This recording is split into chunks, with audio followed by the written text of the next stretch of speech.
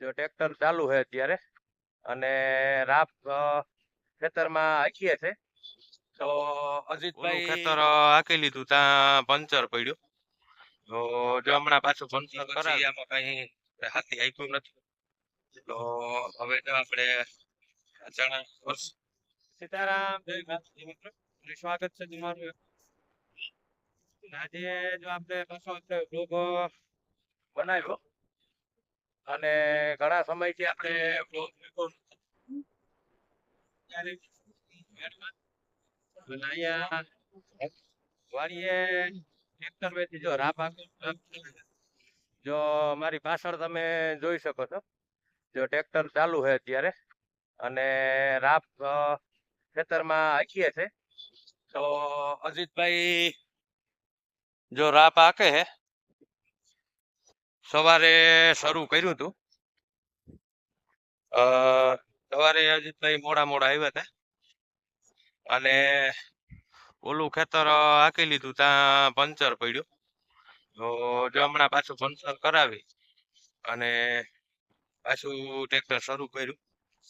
એ ખેતર થોડુંક બાકી હતું, ત્યાં આમ તો થોડુંક હકાઈ જ ગયું હતું, આ પંચર પડી ગયું અને પંચર કરાવવા શર્ટ અહીંયાથી બગસરા ગયા, ટાયર ખોલીને. તો જો હમણાં આગળ શરૂ કર્યું રાહ ભાગવાનું. અજીતભાઈ જો આખે રાપ એક ખેતર જે છે, જે સામે આ બાજુ એ ખેતર આખે આખું હકાઈ ગયું મોટું. અને આ ખેતર એ પછી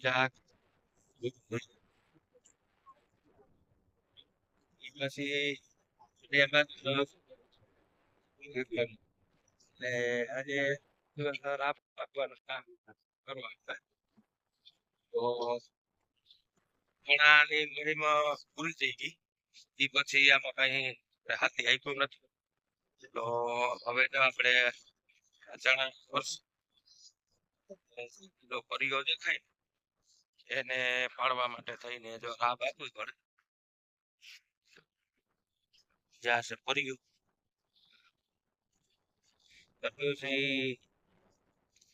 એ જગ્યામાં બહુ થાય અને ખારસ જગ્યા હોય ને, ખારસ ભાવ એમાં પરિયો બહુ વધારે હોય. આપણે છે બહુ વધારે હોય.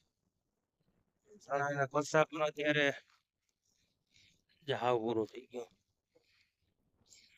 અત્યારે કોઈ જાતનો કઈ ભેજ જ ન હોય. અમારી જગ્યા એવી હોય કે અત્યારે નાનું ઢેકું મારો ને હોય તો ઢેકું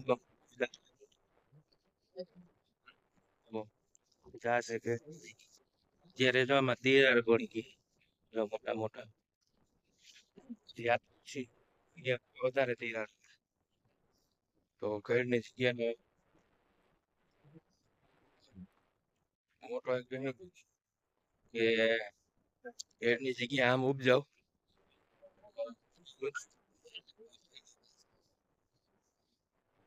અલગ